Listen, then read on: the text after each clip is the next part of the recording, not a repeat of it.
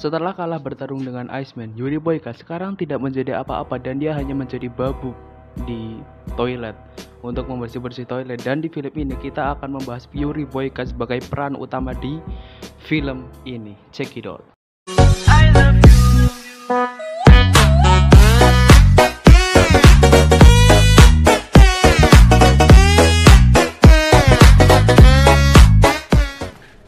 Yuri Boyka, your request for parole is denied.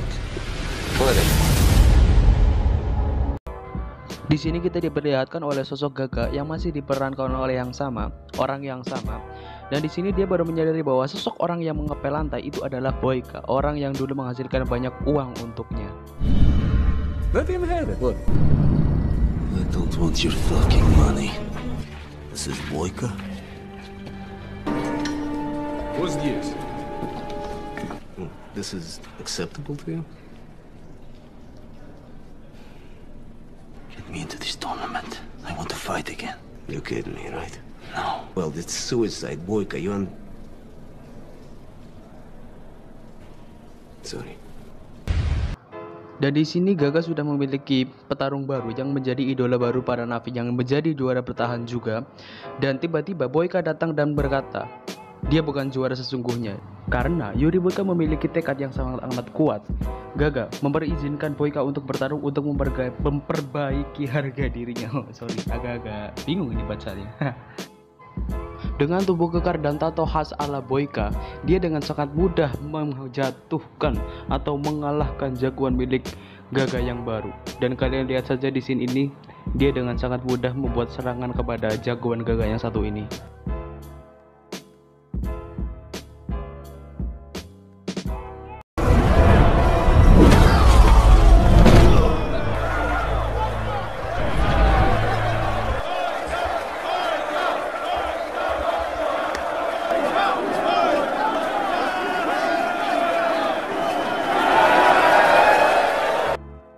Melihat Boyka masih memiliki mental sang juara, Gaga mengirim Boyka ke dalam penjara yang dimana di penjara itu terdapat banyak sekali rombongan-rombongan narapidana dari berbagai penjara internasional, dari berbagai penjara di penjuru dunia untuk bertarung yang itu tentu saja demi uang, demi fulus, demi cuan.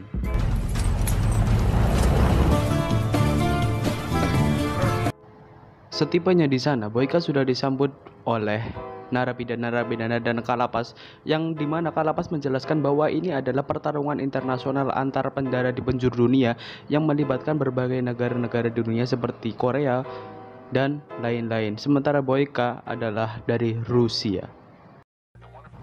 Dan yang menarik adalah ada satu narapidana bernama Raul. Raul ini dari Kolombia yang bersikap seenaknya terhadap narapidana lain dan bersikap sok jagoan, dan Kalapas pun mendiamkannya. Quiñones, I'm from Colombia. I welcome you all. Oke, pertarung ini bernama Turbo yang dimana dia akan menjadi teman baik Boyka dalam penjara dan dalam latihan. Tapi karena banyak omong, dia diperingatkan oleh Kalapas dan untuk menyuruh dia jangan menyamakan penjara ini dengan penjara lainnya. Karena sedikit saja kamu berulah, kamu akan mendapat balasan yang sangat luar biasa.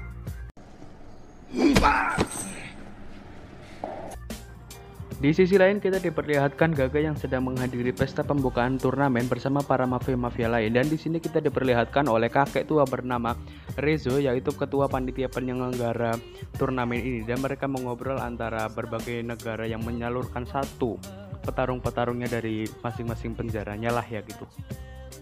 Dan kalian pasti sudah tahu tujuan dibentuknya turnamen itu, yaitu demi uang, demi cuan, demi fulus, demi duit ya, itu pokoknya, dan tanpa memperdulikan petarung-petarung mereka. Nostrovia.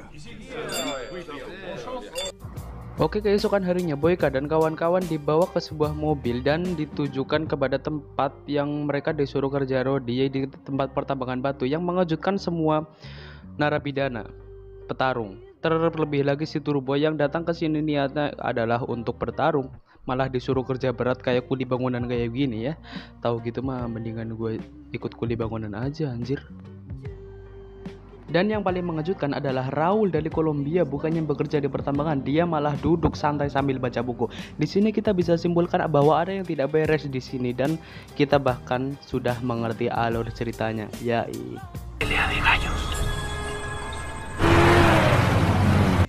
Oke, selesai setelah mereka bekerja di pertambangan, mereka diberikan waktu 1 jam untuk berlatih di tempat latihan.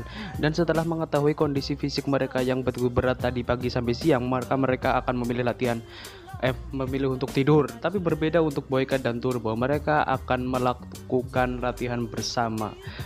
Dan ini sangat mengejutkan karena Boyka petarung yang hebat.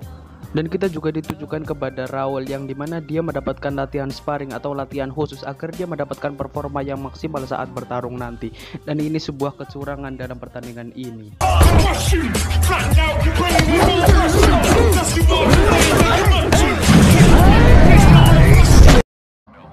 Dan Boyka melihat ada sesuatu yang tidak beres di sini dan dia pun merenung dan berdoa kepada Tuhan agar Tuhan menolongnya di sini. Singkat cerita, turnamen hari pertama pun dimulai di mana sekarang pertarungan antara Eddie dari Brasil melawan seorang petarung dari Yunani.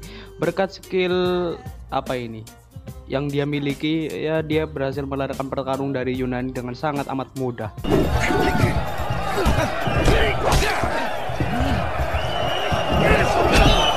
This guy ain't bad, huh?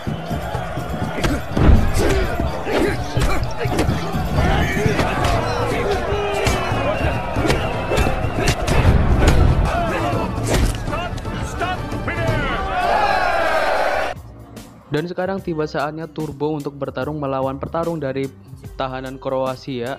Di menit-menit awal Turbo mampu mendominasi dan hingga menit-menit selanjutnya Turbo dipukul mundur karena biji menyan terpukul kesakitan. Tapi Turbo mengubah gaya bertarungnya menjadi lebih percaya diri dan dia pun mampu mengalahkan petarung dari Kroasia dengan sangat mudah, dan itu membuat mafia dari Amerika itu sangat sumringah dan bahagia sekali ya.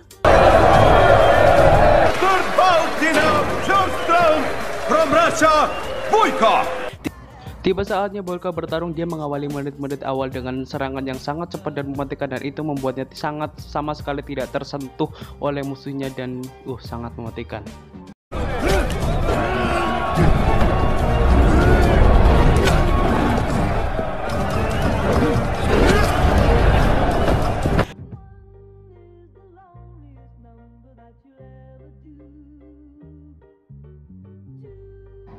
Tiba saatnya Raul untuk bertarung melawan petarung dari Korea Utara, dan kita ditunjukkan Gaga yang sedang bergosip dengan mafia dari Amerika, yang dimana Raul adalah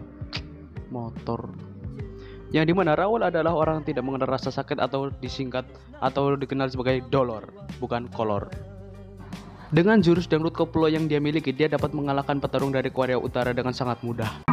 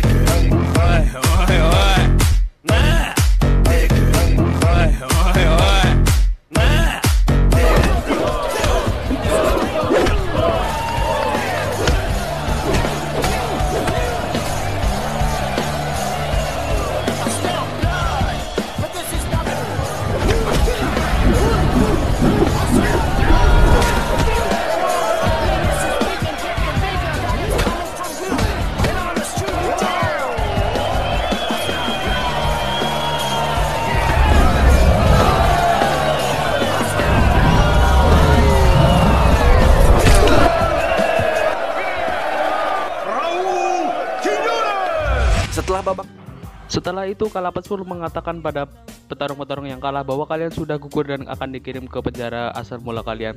Tetapi kalian sudah tahu bahwa pertandingan ini untuk uang, untuk cuan, maka petarung yang kalah itu tidak dikirim ke tempat asalnya, melainkan ditembak mati.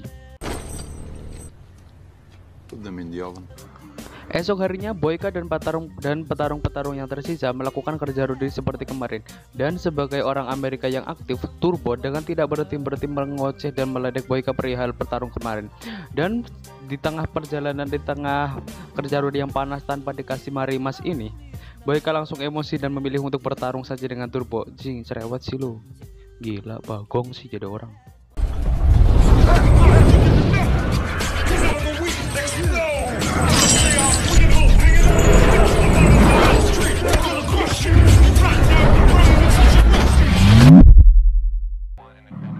Karena kejadian tersebut, Boyka dan Turbo lalu dibawa ke dalam ruang isolasi yang dimana ruang isolasi ini berbeda dari ruang isolasi yang lain.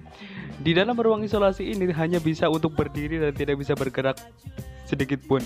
Bahkan mengencangkan celana dalam pun tidak bisa. Gila.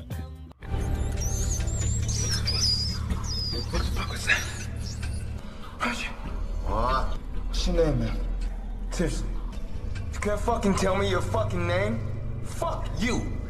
Somebody let me out this motherfucker! Fuck. Semalaman mereka dikurung di ruang isolasi itu dan Turbo tidak berhenti mengoceh karena ketidaknyamanannya di dalam ruang itu. Dan Boyka pun marah, tapi ini adalah awal untuk mereka menjadi sahabat yang baik. Dan pada esok harinya, Gaga dan mafia Amerika bertemu dengan petarung mereka, dan pada akhirnya mereka mengetahui bahwa petarung mereka dipaksa untuk kerja rodi di pertambangan batu, dan Kalapas adalah otak ini semua. Oh bukan, maaf, Rezo adalah otak dari ini semua, dan ini semua bertujuan agar si Dolor mendapatkan stamina full dalam pertarungan karena yang lain disuruh kerja rodi, jadi waktu latihannya berkurang. Begitulah ya, karena semua ini demi uang, demi cuan, demi duit. Bodo amat, bukan duit gua. Dan pada saat ini Boyka dan Turbo sudah muak dengan semua ini, yang terutama Turbo, dan dia mengeledek Boyka atas semua ini. Dan Boyka mengatakan kepada Turbo, pertarungan bukan dimenangkan di ring saja, tapi di segala medan. Dan Turbo mendengarnya dengan ya bengong lah pokoknya. Saat akan kembali ke sel untuk beristirahat setelah bekerja seharian di tambang, Boyka meminta untuk berlatih di tempat latihan, dan Turbo melihat semangat Boyka yang begitu besar sehingga ia pun ikut latihan bersama Boyka. Tanpa mereka sadari, Kalapas memperhatikan mereka, dan Kalapas menyimpulkan bahwa Boyka adalah petarung yang kuat dan memiliki potensi yang besar untuk menang. Dan dengan niat busuknya, Kalapas sengaja tidak memberi mereka sarapan untuk pagi hari sehingga mereka tidak mendapatkan energi untuk berlatih pada saat selesai kerja rodi. Pada saat perjalanan menuju pertambangan, mereka pun menyadari bahwa ini semua adalah rencana busuk dari Kalapas, dan mereka menggunakan taktik yaitu dengan bekerja diganti sebagai latihan. Artinya mereka bekerja tapi menyimpulkan itu adalah latihan supaya energi mereka tidak terbuang terlalu banyak, dan ya tetap menjadikan latihan itu sebagai pekerjaan lah. Keren.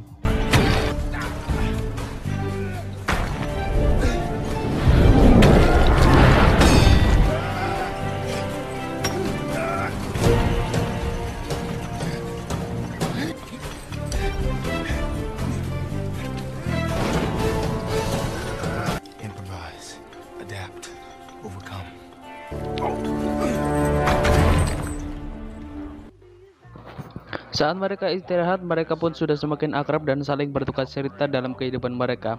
Si Turbo adalah mantan tentara yang memiliki anak dan istri, dan salah satu alasan dia mengikuti kejuaraan ini adalah agar dia bisa bebas dan segera menemui mereka. Dan Boyka sendiri adalah seorang yang sudah sebatang kara dari kecil, dan dia meyakini adalah Tuhan memberikan hanya satu anugerah, yaitu bertarung, dan dia menghabiskan seluruh waktu dalam hidupnya untuk bertarung hingga menjadi petarung yang sangat hebat dan kuat. What's wrong with your knee? Squeeze that in your hand. Take the oil and rub it on your knee. I know a whole lot of shit, Russian. I know a whole lot of shit. Now let's go. Hingga saat semifinal tiba, Boyka bertemu dengan Eddie Guerrero yang berasal dari Brasil, dan dengan kemampuan yang dia punya, dia berhasil mengalahkan jurus capoeira yang dimiliki oleh Eddie.